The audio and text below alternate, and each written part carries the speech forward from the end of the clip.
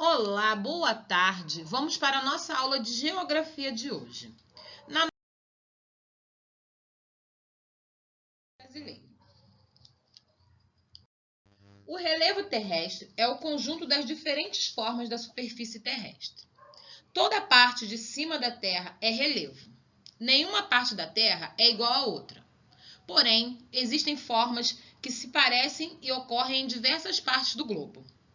A superfície da Terra está em constante mudança, e essas mudanças são provocadas pelos agentes do relevo.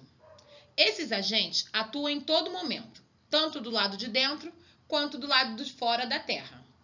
Então vamos lá saber um pouquinho sobre os agentes internos.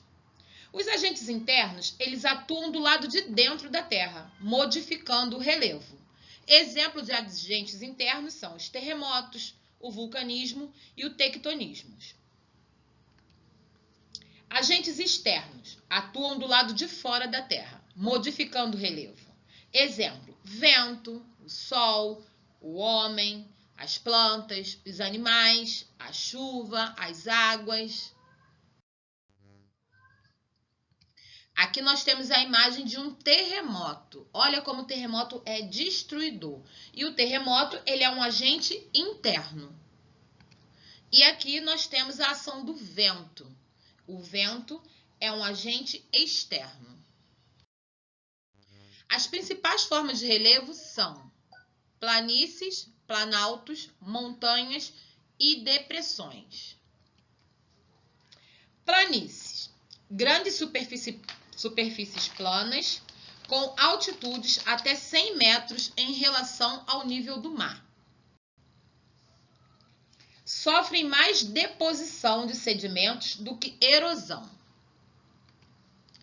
Planaltos. Apresentam superfícies irregulares, em geral acima de 300 metros de altitude. É a forma que se apresenta em maior quantidade no Brasil. Nesse tipo de terreno, a erosão é maior que a deposição. O Brasil, ele possui dois grandes planaltos, que é o Planalto das Guianas e o Planalto Brasileiro.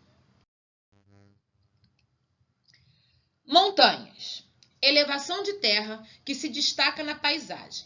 Sempre está em destaque. É comum, no entanto, considerar montanhas aquelas áreas que, mesmo antigas, apresentam altitudes superiores a 300 metros. Quando há uma sequência de montanhas, temos uma cordilheira. Um exemplo de cordilheira é a Cordilheira dos Andes. Depressões. São formas de relevo com superfícies irregulares. Estão em geral entre 100 e 500 metros de altura. Geralmente estão em áreas mais baixas que as terras que a rodeiam. Nas depressões, a altitude da superfície é mais baixa que as formas de relevo, que as circundam. Cada uma das formas de relevo pode receber denominações diferentes, conforme suas dimensões e particularidades morfológicas. Assim, por exemplo, uma pequena montanha é chamada de morro. Um alinhamento de montanhas é chamado de serra. Do mesmo modo, a depressão alongada, ela é denominada um vale, mas em geral, nos vales, contém um leito de um curso de água, provavelmente responsável pela erosão do terreno. Aqui nós temos a imagem das formas de relevo no Brasil. Temos aí a montanha, a colina, a planície, a depressão, vale, a serra, o planalto e a cordilheira. Ainda devemos conhecer a chapada e a escarpa.